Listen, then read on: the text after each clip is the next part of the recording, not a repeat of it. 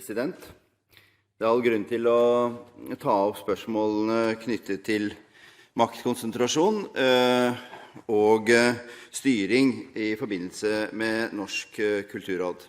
Den utviklingen vi har sett gjennom de siste årene har vist ganske tydelig kurs i forhold til at færre og færre personer bestemmer over mer og mer av midlene som stilt til rådighet.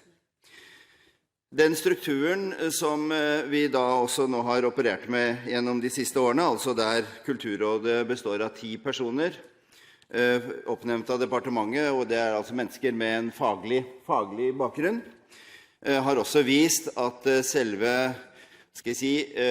Kulturrådet som styringsmekanisme blitt sterkt styrket. Rådet har valgt å organisere seg slik at de respektive medlemmene også deltar i rådets fagutvalg, kanskje også som disse fagutvalgenes ledere. Det betyr jo at de signalene som rådet mottar fra regjeringen, som skal være styringskriterier i tillegg til de rent faglige kvalitative kriteriene, de vil man altså mer effektivt kunne implementere i rådets tildelingspolitikk. Høyre uenig i denne utviklingen og mener at det skritt i feil retning i forhold til det å ha et fritt, dynamisk kulturliv.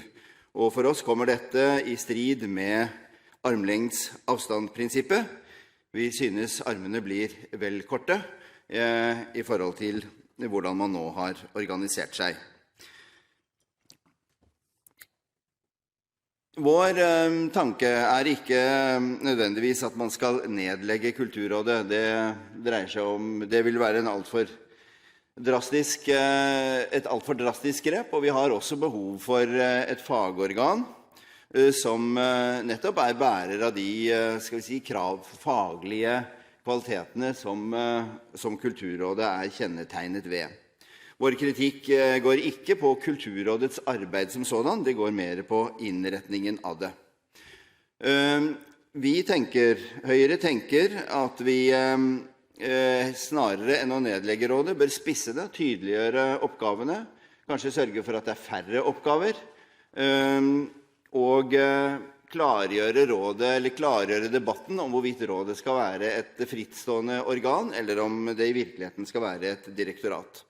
Fortsatt så dette utydelig, selv om det har vært en målsetting i mange av de debattene vi har hatt, nettopp å bringe denne rollefordelingen på det rene. Ved overføringen av 74-posten til Kulturrådet styrket man jo rådets rolle, eller også som mer av de forvaltningsmessige oppgaver, mer i retning av å bli oppfattet som et direktorat.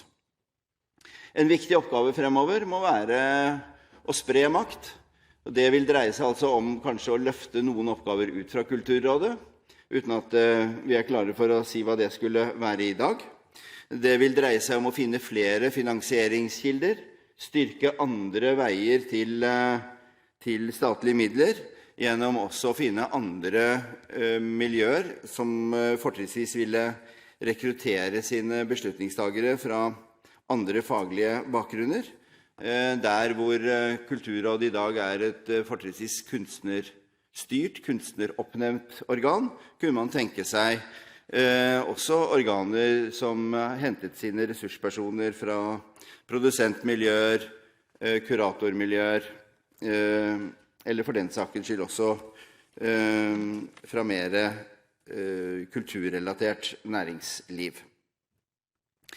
Så konklusjonen på dette å foreta en nedlegging av Kulturrådet, det Høyre ikke med på. Vi ønsker å spisse Kulturrådet, vi ønsker en maktspredning gjennom å få vurdert andre organer i forhold til tildeling, og vi ønsker å styrke alternative finansieringsformer for kulturlivet.